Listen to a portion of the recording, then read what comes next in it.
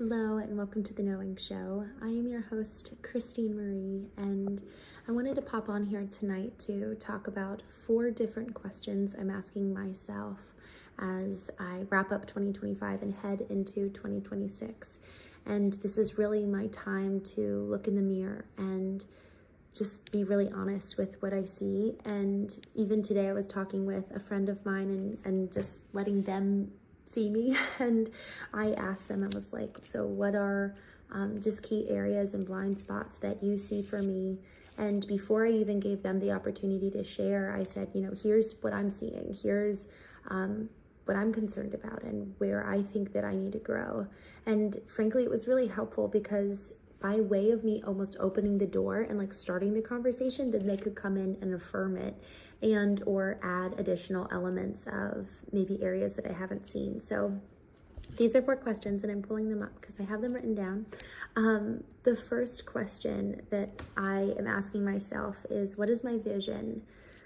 And it gets deep and wide and vast once you really dig into this, because it's not just what's my vision for life in general, but it's what's my vision for every single entity that I own or am participating in. So for me, it's the Knowing Agency, also Foundation First, which is the marketing aspect for home service companies. And frankly, this, my partner Leandra and I really haven't done too much with. We're doing some work for some clients and it's great, but it's really not much more than that. So I've got the Knowing Agency doing branding and marketing for executives and organizations, serving as fractional CMO, and then obviously executing the work. And then I've got the Craft and Calling, which is relatively new, and it's a community and podcast for folks in the home services space. And obviously Knowing, which we're doing retreats, Knowing dinners, a whole slew of things. And so there's a lot just there. But then when I start thinking about, all right, well, what's my vision for my relationship with my mom and dad? What's my vision for my relationship with my sisters? And then you actually start going beyond just business and you start analyzing your vision for the key areas of your life. What's my vision for health? How do I want to physically feel throughout 2026? Are there areas in my life or my body that actually need healing physically, emotionally, spiritually?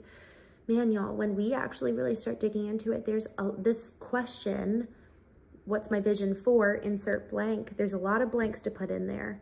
There's a lot to insert and there's a lot to consider. And then it's not just what's my 1 year. So once you kind of identify what are all those topics that I want to consider my vision for, it's not just for 2026. Where do I want to be in 5 years in these categories? Where do I want to be in 10 years in these categories?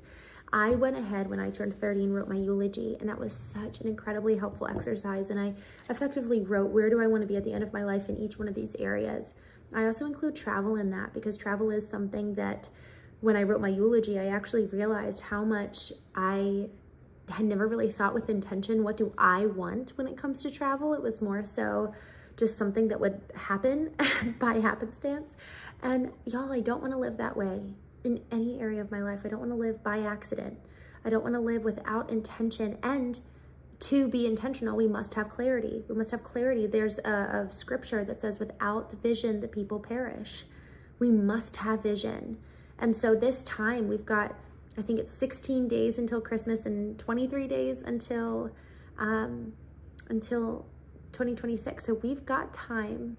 We've got time if we really take advantage of the days before us. And so the question is, are we going to be good stewards of this time over the next 3 weeks, or are they going to pass us by because we're not living with intention? Even first getting a vision of, my vision for the next 20 plus days is to walk into 2026 knowing my vision.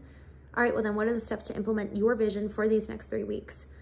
Maybe that part of that is actually crafting out your vision. And it doesn't have to be all of those categories. That's a lot.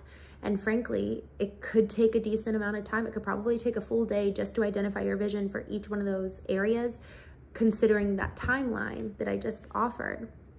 And y'all, I'm planning to do that. Take days to do this. What better thing can we do over the holidays than get clear on the life we want to live? So that's number one. Question number one, what is my vision for insert blank, and then for 1 year, 5 years, 10 years? And my second question that I'm asking myself is, what do I need to stop doing? And I've got a decent,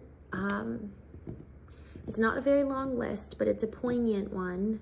One of the things that I realized this year that I actually started seeing was that I stopped being in so many meetings, but then what I ended up doing was that I ended up actually not being as effective, because I would be in a meeting and then have like an hour or two in between the next one, whereas honestly in 2024 we were fractional CMO for a very massive company, and I was in meetings for a good chunk of most days. And frankly, I loved it. It was really fun, just, playing the CMO role and wearing the strategic hat, looking at data every day. It was fun. I loved it.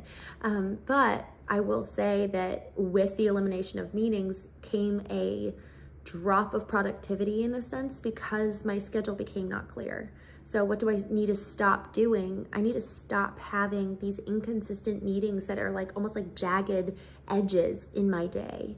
And so then the next, kind of to take this question further, what do I need to stop doing? What do I need to stop doing in each one of those areas that we analyze? What do I need to stop doing in my relationship with my parents? And I'm talking about my parents because I got a lot of clarity when I started thinking about what is my ideal in relationship to my parents. I started really thinking about this in 2024. And since then, it's really informed the way that I show up with them. I'm so intentional to drive and go just have a movie night with my dad, and I'm actually intentional while we're sitting there watching a movie. I'll just put my head on his shoulder, just like being so present with him and recognizing what a gift that is, because I don't know how long I have. Hopefully a very long time, but we don't know. And I don't want to regret. I don't want to live in regret. I don't want to have any regrets. And so I want to live fully and big and bright as much as I possibly can. And also focused and intentional and disciplined. So one of the things that I actually need to stop doing this upcoming year is I really need to pull back on travel, and rather, how do I want to travel? So it's not just stop traveling, it's I actually want to stop doing less of my life not scheduled, because there has been a lot of spontaneity pretty much honestly ever since my husband left. So much of my life has been rather reactive, moving with the flow, and there's been so many incredible, really truly remarkable opportunities, like being in a movie, which was a fulfillment of my childhood dreams. So obviously I want to maintain being nimble, but I really want to bring in focus and discipline to a level that I frankly haven't existed in since I had a pretty normal life when I was previously married for 8.5 years. So I'm excited to stop being so spontaneous, and among other things, right? The third question I'm asking, so the first, what is my vision for insert blank? Look at every area of your life, physically, financially, spiritually, relationally, professionally. What is your vision for each area? 1 year, 5 years, 10 years. Second, what do I need to stop doing in each one of those categories to fulfill my vision? Third question, what do I need to start doing? And I'm not actually taking this to every single category. I'm looking for one key habit, key behavior change to implement every single day to ensure that I am that much closer to the vision. What's my one thing? And Gary Keller and Jay Papasan talk about this in their book called The One Thing. What's the lead domino in your life? And when I realized my lead domino at face value was my mornings. If I can master my mornings, waking up at 4 a.m., having my 4 a.m. to 8 a.m. block, man, my day, my life was gold. That was probably the most successful I've ever been in my life, was having my mornings.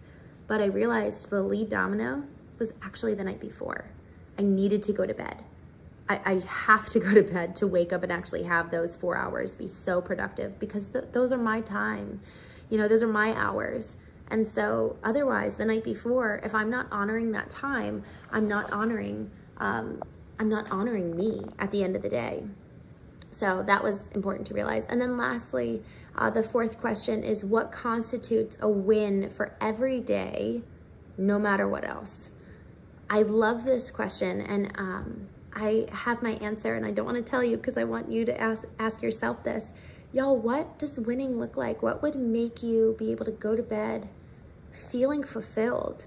And this is really, really important to consider, because here's the thing.